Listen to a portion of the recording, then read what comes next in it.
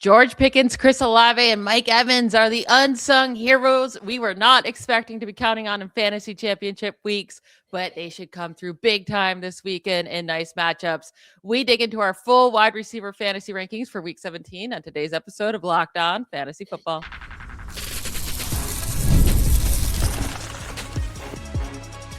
You are Locked On Fantasy, your daily NFL fantasy podcast. Part of the Locked On Podcast Network, your team every day.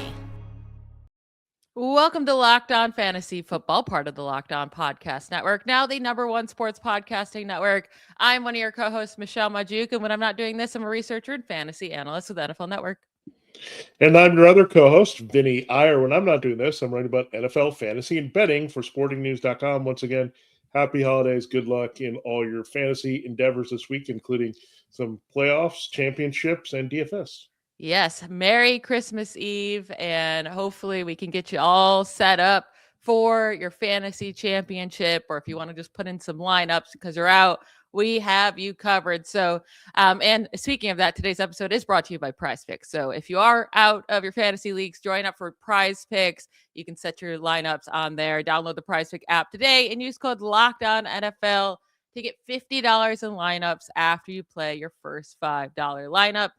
We are going through our wide receiver rankings for week 17 today. And right at the top, we have the same six guys, slightly different order, but those six guys are Puka Nacua, Jamar Chase, Jackson Smith-Njigba, CeeDee Lamb, Nico Collins, and Amon-Ra St. Brown. We feel very confident in those guys this week. But right after that, you have Mike Evans at number 7 after a pretty down week last week. I mean, he caught the touchdown early, but that's pretty much all he did all day. I'm at wide receiver 12, a little bit lower, but let us know why you like Mike Evans so much this week. Yeah, I mean, he has a pretty high floor. We know that. He always has a chance to catch a touchdown. He's not going to totally disappoint you. And he's clearly the number one. I mean, Baker is back throwing to him as much as he can in key spots here. And it's the Dolphins. Look, they don't have a lot that can cover Mike Evans at this point. They can still get him open in the red zone. It could be one of those big play games as well for him. So I think Mike Evans is now back to where we're used to with Mike Evans, pretty consistent. You just have to live with he's going to have a few down games when he doesn't have the big plays to go with the touchdowns, but he's going to be involved. And again, I really like this spot as a get-well game for the Buccaneers. They kind of get a redo because they win this game. They can go try to win against the Panthers next week in Week 18. So as long as they win this game, they're going to have a shot. Yeah, I like playing Mike Evans this week. Like you said, he's still getting the targets. He had 9 targets last week. They just got to come down and connect on more of those throughout the 20s and not just the end zone. Now, we both really like George Pickens and Chris Olave this week. We both have them in our top 9. I have Pickens at 7, Chris Olave at 8. You have Pickens at 8 and Olave at 9. Both have good matchups. Pickens will be facing the Commanders and Olave against the Titans. So, the Commanders are giving up a ton of points to wide receivers. Pickens just came through big time against the Chargers. And Olave is getting just so many targets this year. He actually has the second most targets in the league behind only Jamar Chase, averaging 15.1 points per game in a half PPR league since week 6. That's 9th most among wide receivers. So Olave has just been consistently getting it done, while Pickens is more up and down, but he should have a really nice week in this matchup. Yeah, it's a get-well game, and the Commanders give it up a lot to everyone. And you can do that with George Pickens named to the Pro Bowl, which is interesting. But he's there, and he's had a pretty good season with the Cowboys as he tries to get re-signed here. That was an important game last week against the Chargers. I know it didn't mean anything, but he made the big play. He connected with Dak Prescott. So I do like Pickens back in our good graces here, at least for this week. If he disappoints us against the Commanders, we'll shake our heads and be mad at him again. But I don't see that happening. The Commanders have no one that can cover him. And then on the other side with Chris Olave, look, since Tyler Shough took over, it's now a legitimate passing game. And I've been impressed with Shough that he kind of keeps the offense moving. He's not just scared to throw the ball downfield, and that's helped Olave as well, where the aggressive nature of this offense under Kellen Moore has played in Olave's favor, as well as they eliminated all the other targets, right? There's no Rashid Shaheed. Brandon Cooks was released. That's also been true, right, in the mid-season point of the season. better quarterback situation, better field of the offense, less competition for targets, except for basically Juwan Johnson has been the most effective other guy on this team catching passes, especially with no Alvin Kamara. So easy, no-brainer, Chris Olave, and the matchup is fantastic this week against the Titans defense. Now, the Eagles duo, it's going to be a hard one to figure out this week. I still kept AJ Brown at 10 because of how productive he has been and the workload he's been getting. You have him at 14. We're both a bit lower on DeVonta Smith this week. And this Bills defense, I mean, they have a really, really tough secondary. They're the number 2 pass defense in the league, behind only the Browns. They've allowed the tied for the 4th fewest passing touchdowns in the league, and only one opposing wide receiver has even hit 60 yards against them over the last 6 games. That was T. Higgins. And, guys just really aren't scoring on them much at the wide receiver position. So I'm a little bit worried. I'm still confident in AJ Brown that he can come down with some big plays, but I would be nervous to play DeVonta Smith, who's already so up and down to begin with. Yeah, I mean, DeVonta Smith has been a hard case this season. He hasn't been going off and on, big play. He's not like the way that Mike Evans is. He can still have a floor, right, if he catches a touchdown. He kind of needs those big plays. They haven't been happening as much, but where I have a little bit more confidence in this game they could start him is the running game has gotten going, so the play action will be there. The downfield passing, it's kind of like a chain reaction of events. The Bills are going to have to worry about the run. They can't commit, I don't think, safety or coverage over the top. It's a pretty good strength on strength matchup this week. I mean, look at Christian Benford. You've been banged up and out, and it looks like he might be back in this game. And then you also have Teron Johnson, who lines up in the slot. He's been one of the better and most experienced slot corners where Smith would see him inside. So overall, I think it's a very tough spot for Dallas Goedert. I think they're going to try to run as much as they can, but I think the run is going to open it up for the big plays. So that's what you're counting on here with DeVonta Smith. But A.J. Brown has been consistently involved for the last 4 weeks. Yeah, it would be too hard to sit. You're not thinking about starting or sitting AJ Brown, but with DeVonta Smith, I have him wide receiver 24. You have him at 27, so we are down on him this week. Now, one guy you're sticking with up top is Michael Wilson. You have him at wide receiver 10. He came back down to life a little bit last week. He still got 52 yards and a touchdown. The thing is, he only saw 3 targets because Marvin Harrison Jr. was back, and for whatever reason, when that happens, their offense just doesn't move. It's like, just stick with Michael Wilson as your X and let Marvin Harrison play the other roles. I don't get it. But that's why I have to have them lower. And the Bengals that they're playing, they've allowed the 4th fewest points to wide receivers this year because they allow so much running. I have Michael Wilson much lower is all I'll say. Yeah, I just think he has that potential. He did come down with a touchdown and made big plays last week when called upon. So you can't drop him too far down. I still think he's involved. I also think the passing volume in this game is being rather huge. I think the Bengals will pick apart what the Cardinals are doing defensively with Joe Burrow. So if you get a lot of volume from Jacoby Brissett, that's going to help all the receivers in this one. So again, and also a guy that it might appear that I have him lower. I didn't have him, but here listed when I wasn't sure about the injury, but now he's back. Drake London, I would put him somewhere in this range as well there, that matchup against the Rams because of secondary. But again, Wilson is a little harder to trust, but let's hope that maybe him being the top receiver for them last week with Trey McBride being contained, hopefully that will carry over that, hey, when these two are on the field, Wilson is going to be more effective even if he gets less work. Yeah, I'm with you with the Drake London. I have him at 14 this week. I do like him in this Rams matchup. Didn't come down with a bunch last week. He had 8 targets still, though, but it just turned into 3 receptions for 27 yards. He was on fire before his injury. Now, we'll see if he can get that connection with Kirk Cousins going. But the Rams have allowed the 8th most points to wide receivers this year and the most over the last 4 weeks. So it's a good matchup for him. We'll get to the rest of our wide receiver rankings, but let's hear from one of our sponsors before we do that. All right, this episode, Locked On Fantasy Football, is brought to you by Prize Picks. The holiday season is one of the best times for sports, and we're here. We're recording the show on Christmas Eve. Bowl games are coming, the big ones. More of the playoffs, some more of the big-name bowls. They're all coming. Big basketball matchups as well. We know what the NBA does on Christmas, and you have the playoff pushes in the NFL as well in the final 2 weeks. It's all happening at once, and while we're making choices every day, one of the best, most fun places to make the right call is on PrizePicks. PrizePicks is the easiest way to get in on daily fantasy. Just pick more or less on at least 2 player projections, lock in your lineup, and you're in the game. It's simple, fast, and available in 45 states, including California, Texas, Florida, and Georgia. Michelle and I will present our PrizePicks picks of the week like we always do on Friday, so you can play those or think about some others. Creating a lineup takes less than a minute. The app makes the whole process smooth and intuitive for you, and PrizePicks keeps adding an extra layer of excitement to the holiday sports schedule. You can choose a huge range of unique stats that includes fantasy score, field goals, attempted free throws made, turnovers, whatever fits your strategy, and whatever you like on the board is available. Deposits and withdrawals, quick and easy, important during the holiday season, which keeps everything flowing. Download the PrizePicks app today. Use the code LOCKEDONNFL to get $50 in lineups after you play your first $5 lineup. That's code LOCKEDONNFL to get $50 in lineups after you play your first $5 lineup. PrizePicks, it's good to be right. I want to thank everyone for making Locked On Fantasy Football your first listen of the day. And thank you for making Locked On the #1 sports podcasting network.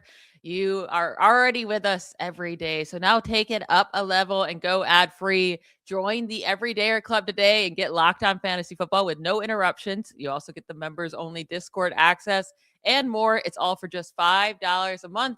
Or you can do $50 a year if you want to go with some savings there. Go to lockedonfantasyfootball.supercast.com, or you can go to lockedonpodcast.com/everydayer, or just click the link in the show notes to learn more. All right, let's continue our wide receiver rankings for week 17. At number 13, right behind Michael Wilson, 10, Devonta Adams, if he plays at 11 for you. You have T. Higgins at 12. Then you have Stefon Diggs at number 13. We have a pretty big gap there with our rankings. I have Diggs in the 20s. So why are you so high on Diggs this week? Yeah, it's another fantastic matchup against the Jets. I mean, he did torch Marlon Humphrey and that Ravens secondary as expected. I mean, we played him on PrizePicks. Speaking of, that was rather easy. It was at 41.5 receiving yards for Stefon Diggs. He crushed it, went over 100 yards in that game. He got kind of utilized again, and it opened up everything. If you look at it for Drake May, they were struggling a little bit. Then the fourth quarter comeback, it was a lot to Diggs, right? So Diggs is a big part of that, and they won. So they're going to open things up a little bit more. Look, they can beat the Jets in any which way, but keep in mind, Travion Henderson's a little bit banged up in the backfield, and Drake May is trying to tune up a little bit here for the playoffs, and they have to keep winning. The Bills are right on their heels. So I think they'll be aggressive in this game. They tend to be against the Jets. You know, the Jets have no pass rush. You have no worries about guys covering to intercept balls. There's none of that. So you can throw to Diggs all over the field. Their secondary has just been in shambles ever since losing actually 2 guys, the other Michael Carter and Sauce Gardner. There's nothing back there for the Jets. And Stefon Diggs is going to be open all the time. So I think Diggs could have another big game. He's going to work the slot. That always helps him get open. He's such a good technically sound route runner. The Jets are such an undisciplined defense at this rate. Yeah, I might have Diggs a little too low, but I do just expect him to be able to run a lot. And Diggs has had a very up and down year. I mean, yeah, he had a big game at week 16, but the 3 games prior to that, he didn't even hit 5 fantasy points. So that's why I have him. I actually have him at wide receiver 32. So maybe I'll move him into the bottom of my 20s, but I don't think I can get as high as you on him this week. Now, after A.J. Brown at 10 for me, I have Jameson Williams at 11, Mike Evans at 12, Courtland Sutton at 13, and then what we talked about with Drake London, I have him at 14. But Courtland Sutton, I'm higher on than you this week. You have him at 24. You know, the Chiefs can be a little bit scary of a matchup, but 12 fewest points of wide receivers. It's not like they've been unbeatable. And Sutton has scored at least 15 fantasy points in 3 of the last 4 weeks. Last 3 weeks, 10 targets, 12 targets with a touchdown in both of the last 2 games. I still expect the Broncos to be able to score against these Chiefs. And I know you think they're going to come out playing this great game. They look like they didn't care last week. They're like, yeah, now we're not in the playoffs. We've been playing so much football over these last 6 years that they never get a break. I feel like they've started their vacation already. Yeah, except this is an important game. I mean, they're playing at home on Christmas. They're not going to just tank for their fans. I mean, I think they were exhausted last week, kind of shell-shocked, right? Losing Patrick Mahomes, and then you lose Gardner Minshew as well in the game. He's not going to play probably the rest of the season. It's not a serious injury, but it's concerning when your top two quarterbacks go down in consecutive weeks, and they're going to do what they can. I think you'll see an inspired game only because this could be the last home game for a lot of Chiefs, right? They might make some changes and do some things in the offseason. So home always helps. Primetime always helps. But look, Courtland Sutton, I still have him startable. I just have him more as a wide receiver too this week. The matchup is actually not terrible overall for the Broncos in the passing game. So, again, the Chiefs used to be just a thing you don't want to play, but they don't have pass rushers, so that helps. I just have him a little bit down again because they've also seen a lot of Bo Nix of spreading the ball around a little bit. I think you'll be able to do that to some degree in this game. So I'm still saying he's startable for sure. I mean, we're just different on how high of a wide receiver two we have him this week. Yeah, and I think that's fair. And another guy we have at wide receiver too is Jakobi Meyers. You have him at 15. I have him at 18. Really nice matchup against this Colts defense, allowing the fourth most points to wide receiver. So Myers is definitely, it seems like Trevor Lawrence's favorite target. I know it was Parker Washington with the big game last week, but I think that could be Myers this week. At 15, I have Terry McLaurin. You're only a few spots behind me at 18. Juwan Jennings is a wide receiver too this week against the Bears. I have him at 16. You have him at 23. Justin Jefferson finally had a good game. Passable. A good enough game because he was doing nothing. You know, another good matchup for him against the Lions. I have him at 17. You have him at 20. And then I think we need to figure out, though, this Bears wide receiver group, because DJ Moore, now that he's kind of alone, fantastic. I mean, he's getting it done because he's a good wide receiver. But, you know, could Odunze be back? Could Burden be back? And if all those three guys are playing, who do you want to play against the 49ers among that group? Yeah, it's a tough call. It's much like looking at the Jaguars every week, right? And how we're looking at it. We didn't think we were going to have that conundrum early, but yeah, the Parker Washington week, the week before was the Myers week. I think it's the Myers week again. And kind of like the Myers and Diggs and Juwan Jennings, we talk about every week. Who's the technically sound person you're going to trust that runs good routes and the quarterback is going to see get open all over the field and sometimes in the slot. So those guys can really be helpful. I think you might see Burden return this week. And if Burden's back, I think the matchup is best for him. I don't necessarily love the matchups on the outside in this matchup. I think DJ Moore is going to make his plays, but what do we see? A lot of them are in the middle of the field. So that's the hard part, is where they're going to line up Moore and Burden. Burden has typically been inside. Here, let's see, Burden can go. I mean, he has a better chance, I think, to go than Odunze would this week. So it's tough. It is really tough this week to figure out these receivers, because I was worried about this before the season. How are they going to feed all these mouths? And now, even with somebody out of the picture, it's hard to figure out. But I figure it's hard to sit DJ Moore, and if somebody else plays, lose their Burden. I mean, the 49ers secondary is beatable there, and Moore and Burden have been the better guys of late. They've taken turns. Burden did have a very good week 15 in terms of the receptions and volume. Moore had the big game with a touchdown last week. So I think they're both playable. The 49ers have enough back-end issues. They gave up the big play to Alec Pierce last week. So I think there's something to be had there. And I wouldn't get cute, however. If Odunze plays, then it just is a head-scratcher, but I still think the other two guys would have better matchups. Yeah, it'd be interesting if Odunze plays, because Alec Pierce's speed last week on Monday night really destroyed that 49ers secondary. So if Odunze is healthy and back and can utilize his speed, he might be able to beat them deep for a big play. But yeah, I think DJ Moore is a guy to just stick with right now. 20 points in each of the last 2 weeks, scoring touchdowns. Now, what about Jaylen Waddle against the Buccaneers? We both still have him ranked as a wide receiver too. I have him at 23. You have him up at 16. It's a fine matchup against the Buccaneers. It's just, who are they going with his quarterback? Are they sticking with Ewers? And can he get him the ball? I mean, he gave him 9 targets last week. It just only turned into 5 for 72. It's okay. It's an okay game. I guess you could stick with him, but his ceiling probably isn't too high with Ewers. Yeah, that's a hard thing. Is like the chemistry hasn't been there. I mean, it's been a long time with Tua, so Tua's kind of second nature, thrown to Waddle wherever he's open. And with Ewers, he's still figured out a lot. I mean, he's a 7th-round rookie, so there's a lot on his plate. He probably didn't expect to start if Tua was healthy at this point in the season. So, I mean, that's the hard part here. Is like, I want Waddle to do better. I think you can't really extend too much in this offense with the passing game because of yours. So I don't think Darren Waller can be all that appealing anymore. And so it's basically Waddle. You need to get volume based. You need the Bucs to have a lead in this one so Waddle can get a lot of those balls underneath. But unfortunately, again, the quarterback change can have a lot of effect, and we've seen that with the Jets, and we're seeing that here as well. Yeah, and we have a lot of other tough decisions to make here, and that's why Waddle still stays up here, even though he's risky. There's a lot of risk with a lot of these guys that we have to talk about and discuss, and who we're going to trust in our lineups this week. We'll get to that right after a quick break.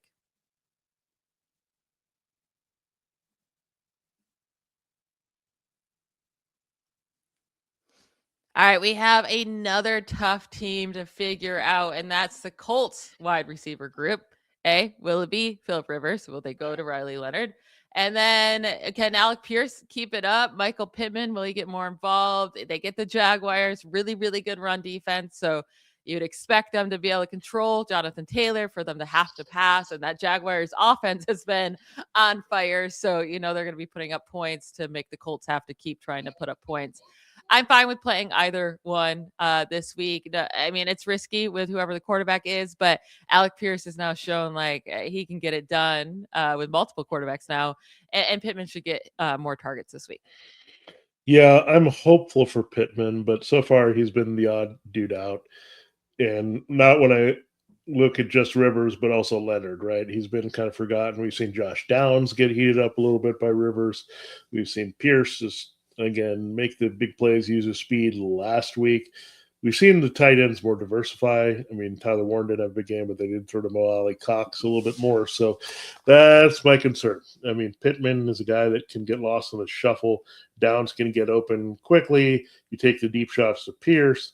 You throw to the tight end. So what's left for Pittman, right? That's my only concern. Like, it stinks. It stinks that Pittman was having a really good season and he just lost his quarterback, and that kind of changed the course of everything. So, man, I would think I would go with Pierce and take a shot if it's Rivers. I mean, you can throw deep on the Jaguars. I mean, he's going to take his shot. So the thing about Rivers, he's going to just gunsling. And that's what he did from the first game to the second game. He said, I'm not going to dink and dunk. I'm just going to be me. If I throw a pick six, that's fine. If I throw a 50-yard touchdown, it's fine. He got both of those things, essentially, in this game. So, look, I don't know if they're going to go back to Rivers. He seemed defeated. He seemed like I couldn't get the job done. And maybe he's hurting a little bit, but look, either quarterback, it just makes my head spin a little bit. It was already crowd, and we had some more clarity of Daniel Jones, but this situation is really brutal. So start a Colt at your own risk. It also could be a turnover-plagued game up front. The Jaguars are really good at forcing those. Yeah, that is true. That could be the Jaguars defense might be a fantastic play in fantasy this week. Now, we have Tetairoa McMillan and Ladd McConkey with some really tough matchups this week. They both had solid games this past weekend, but now McConkey goes from the Cowboys to the Texans. And I mean, McConkey came down with a touchdown, but it was still only 4 for 43. It was Quentin Johnston with the big game. And then McMillan had 10 targets, 6 receptions, 73 yards, and a touchdown. That was against the Buccaneers. Now he's going to be facing the Seahawks. So 2 really good secondaries.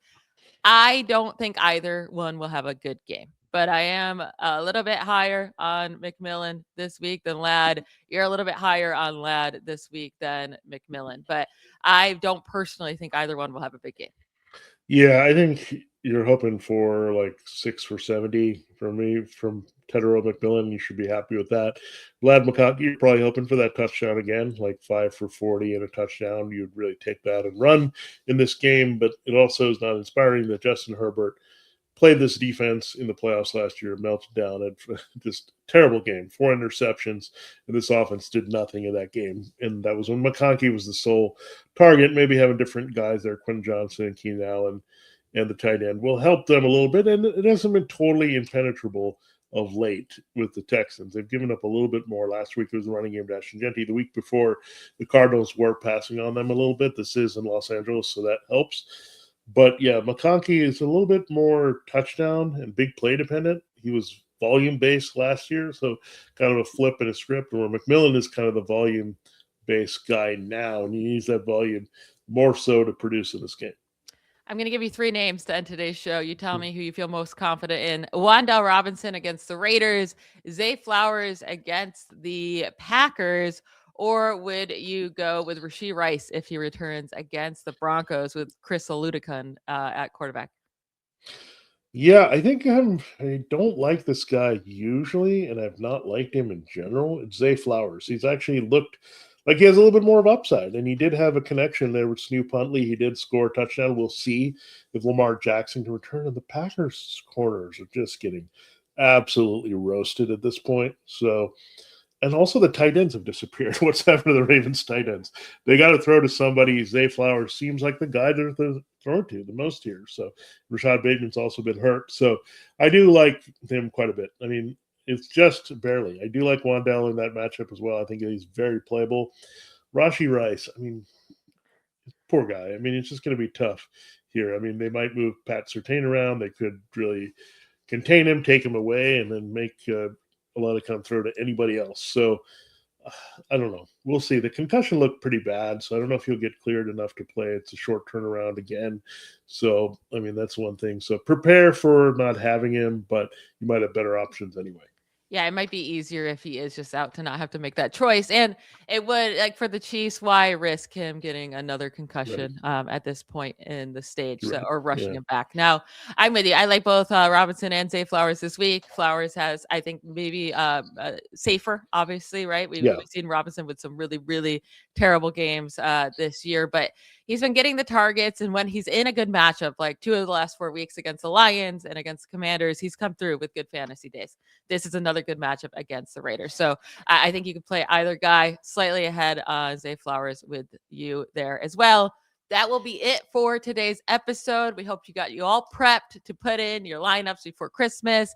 We hope you have the best holidays with your family. We will still have an episode for you this week, though, on Friday. We're going to take tomorrow off, Christmas Day off. We will be back on Friday to give you our favorite sleepers and DFS plays of the week.